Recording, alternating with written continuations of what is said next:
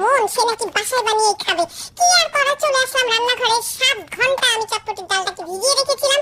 এইবার আমি পেঁয়াজ, মরিচ, ধনিয়া পাতা, টমেটো এবং ডিমগুলোকে কিচি কিচি করে কেটে নিয়েছি। এইগুলা কাটা যে কি প্যারা রে ভাই, কি আর বলবো, এগুলো খুবই অসহ্য।